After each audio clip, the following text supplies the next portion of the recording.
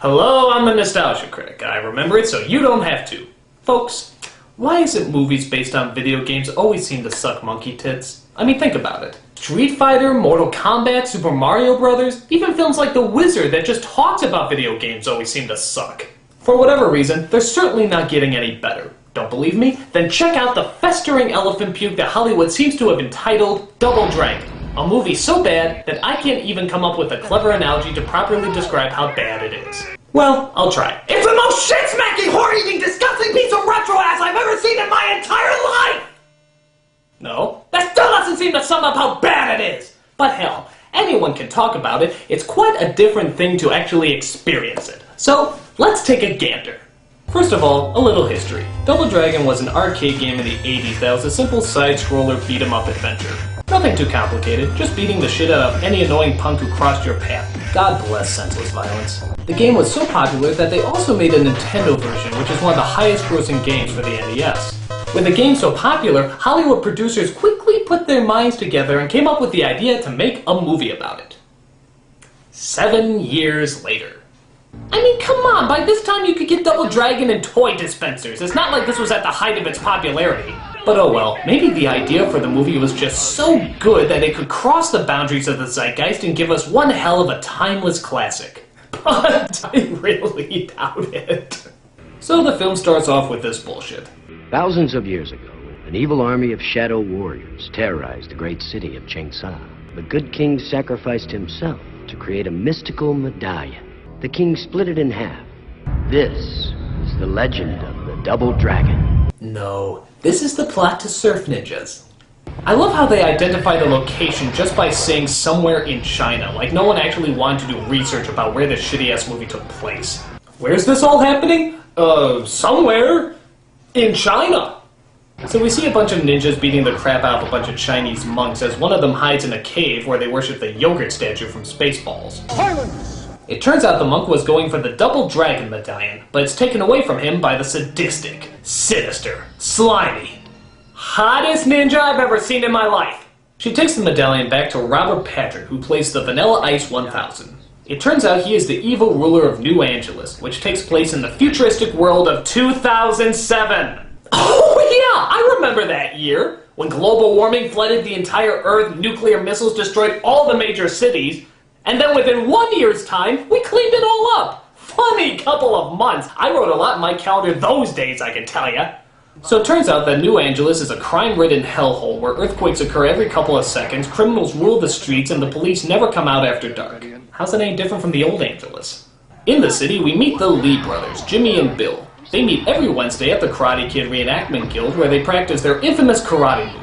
Like the fire-blazing dropkick, the fearsome raging roundhouse, and the fatal demon head nookie of doom! It's a terrifying world where criminals wave their fingers at you, little people do whatever the hell this is, and news programs are hosted by George Hamilton and Vanna White. Wait, what? I always get them mixed up, whether to go forward or backward. That's great, Vanna. Did you just randomly flip through a phone book and land your finger on some celebrity's name? I mean, what the hell? George Hamilton and Vanna White? Why? There's no point. They have no connection whatsoever. I mean, what's next? Andy Dick as the weatherman? Oh, boy, you two are crazy. What is this, the film version of 6 Degrees of Kevin Bacon? Madonna's in the news. She held a press conference in Old York today where she said her marriage to Tom Arnold is finished. Ah, yes. Don't you just love those timeless jokes that will never become dated? Madonna and Tom Arnold. God, it's like their sensitive writing skills can see into the future. So after that bit of non-sequitur theater, we watch as Jimmy and Billy pick up their random Asian friend, Satori, but get pulled over by an evil gang known as the Mohawks. By the way, to all those morons who are trying to bring this look back, just remember, this could be you! Bill does a quick file check on the gang's leader. Moby Dick over there is a Bobo. Oh, I'm sorry, but, what was up with that mugshot?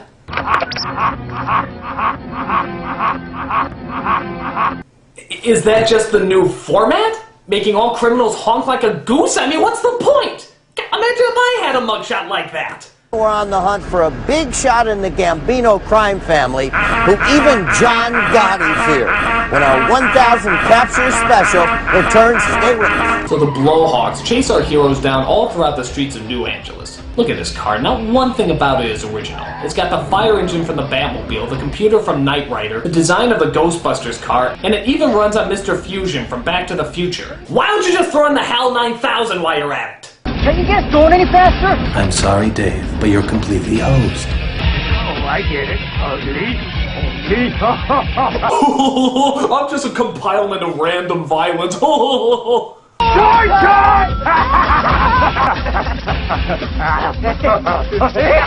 Jesus, these guys will laugh at anything. Hey, next week I'm getting a root canal. Hey, I just found out I have cancer. I think my favorite scene is when the heroes use a map to black out the Mohawks' vision. So what do? They use a teletracker camera to send a virtual reality simulation into their car so they can use an alternative way of steering. That's a really clever idea, guys. Really top-notch. But did you ever consider the possibility of maybe just simply removing the map with your fucking hand? I mean, what? There's no windshield technology in the future anymore? I mean, it'd be easier just to build a robotic arm to come out and remove the map for you. But what do you expect when you're using this high-tech 2007 technology? So our heroes get stuck at a dead end where it looks like the Mohawks have the advantage. But another gang called the Power Corps protects them as their gang leader, who I think is skipping grade school to be in this movie, tells the Mohawks to piss off. No one interrupts our street rendition of Godspell. So our heroes return to their home at an old abandoned theater, where Satori tells the two boys about the medallion she keeps around her neck, that apparently the boy's father gave to her. Your father was in the excavation when it collapsed. He gave this to me in Changsha, with a warning. He said the mystical powers of the dragon are far too dangerous for one person to possess. Wasn't the original plot Double Dragon someone punches a chick in the stomach and two guys have to go rescue her? What, was that story just too complex for the writers to figure out? Meanwhile, we see that the Mohawks' leader, Bo Abobo, yes, that is his real name, is working for the Vanilla Ice 1000, who wishes to get the other half of the Double Dragon medallion. He's joined by two Mexican bellhops and dominatrix Barbie, who help him in his evil plan by visiting the Lee brothers' home. Oh good! Punch her in the stomach and take her away, will ya? We're trying to get this movie off the ground. No one has called me Geisman in many years. But like a phoenix rising from the ashes, You're incredibly flaming? I have ascended. Is that code for coming out of the closet? So they all have a nice big chase in the abandoned theater where they perform some incredible stunt scenes that Indiana Jones wishes he could imitate. I always love how small, round objects always seem to have mystical ass-kicking powers in these movies. Wouldn't they just walk over them? What a head case. What a head case. Oh, come on! There's about a million other bad puns you could throw in this fight scene. It's curtains for you. May I sweep you off your feet? Balls in your court. It's time to get pinned. God, even their bad dialogue is bad. I know logically that means that it should be good, but it's not. It's still bad. In the middle of this fight scene, the Ice 1000 explains his evil plan, forgetting that when you turn your back, it gives the enemy ample time to hurt you. Wait a minute, did he just jump through the same painting twice? Okay, I guess part of the Double Dragon special power is art restoration. Things heat up when the gang leader Abobo gets an upgrade and is transformed into Fat Bastard's retarded, pimple-covered cousin. Get in my belly! This giant, powerful, unstoppable monster is defeated by a punching bag. Okay. But the Ice 1000 has used his mystical powers to trap Satori and burn down the theater. You gotta get Satori free! Oh jeez, what will MacGyver do in this situation? Well, he would use the curtain in the back to tie together a couple of sandbags that would level out the weight on the other side of the... Or he would just kick the door down. So seriously, they've shown off their fight moves, they've shown Vanilla Ice can turn into a shadow puppet, but when is the story gonna begin? When are they gonna kidnap the woman and take her away like in the game? I'm sick of your stalling, movie. It's time that you do something with that woman. Do something with that woman!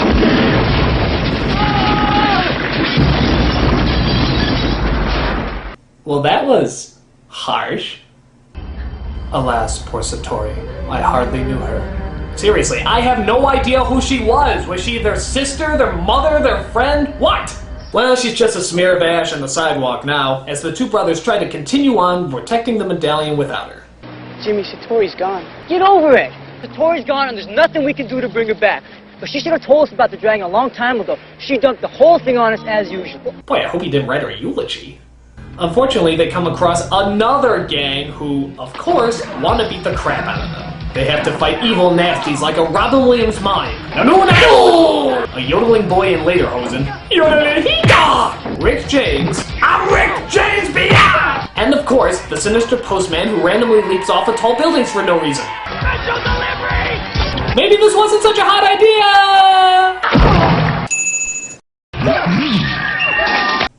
Did the music just belch? God, even the musical score can't keep its lunch down watching this. Is it me, or are all these gangs starting to look like Halloween costume rejects? I keep expecting to see Mickey Mouse at any moment. Haha! Go for the jugular!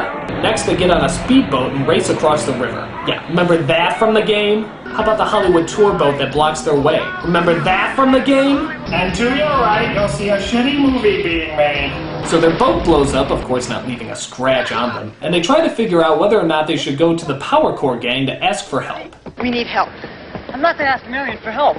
Fine, then I'll ask her. Good, then ask her. I'm gonna. Ask her. I'm gonna. Oh, will you just propose to him already? Meanwhile, the two Mexican bellhops, after filming a double-mint gum commercial, reveal that they lost the location of the Lee brothers, but Ice takes it well. I just want total domination of one major American city! Alright. Of course! I'll never get sick of that joke.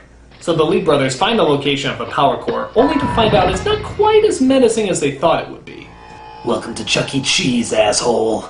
Kids! It turns out that Power Core is just kids. But on the bright side, they did manage to capture the villain's assistant, Abobo, subjecting him to the horrible torture of feeding him spinach? My special spinach diet. This is like waterboarding by Popeye. Yeah, we're gonna have to give up some of our personal freedoms. But the Ice 1000 breaks into Willy Wonka's torture asylum and tries to get back his half of the medallion.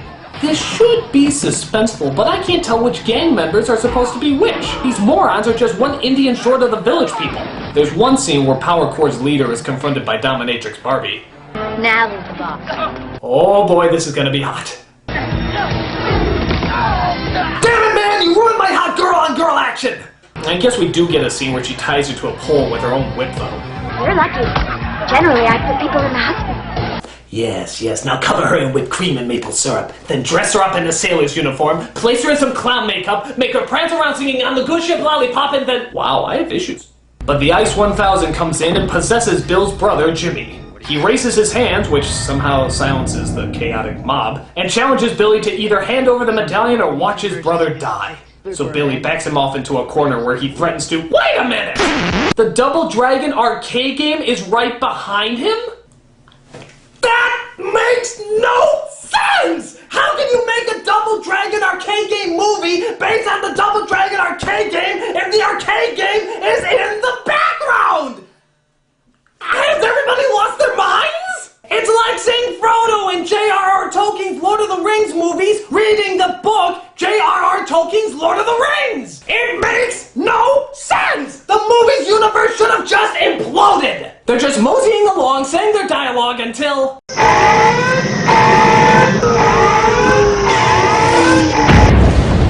So it turns out they destroy the game, no doubt an obvious metaphor, and manage to get the villain out of Jimmy's body. Thanks, bro. You gave me back my dignity to do Iron Chef America.